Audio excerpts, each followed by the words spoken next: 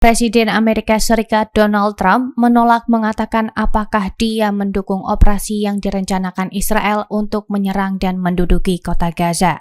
Trump memutuskan untuk tidak ikut campur tangan dan membiarkan Israel melanjutkan langkah sebagaimana yang dianggapnya baik. Dalam wawancara Senin 11 Agustus 2025, Trump mengatakan Israel harus memutuskan sendiri langkah terhadap Hamas.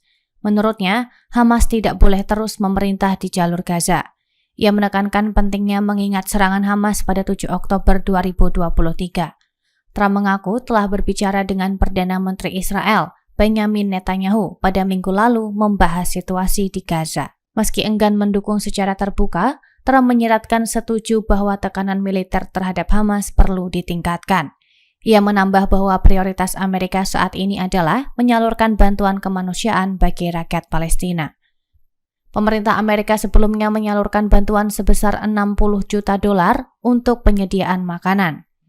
Rencana Israel mendapat kritik internasional karena resiko memperburuk krisis kemanusiaan dan mengancam keselamatan sandera.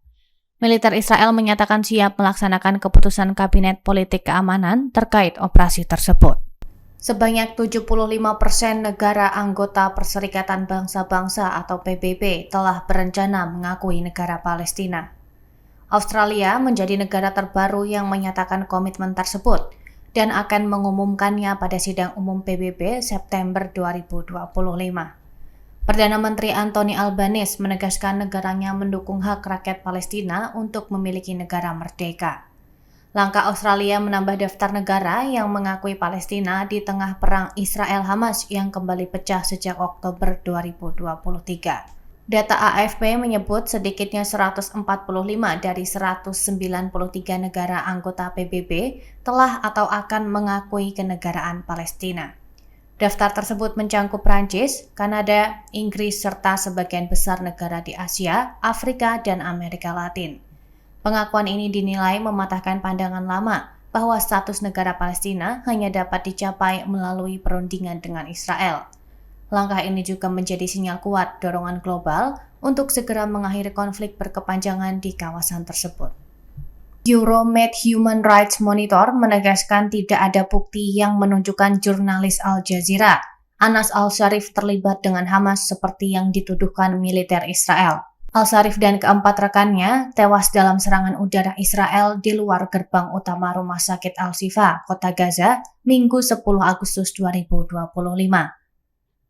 Militer Israel mengakui menargetkan kelompok wartawan tersebut dengan alasan Al-Sharif merupakan anggota Hamas yang menyamar sebagai jurnalis.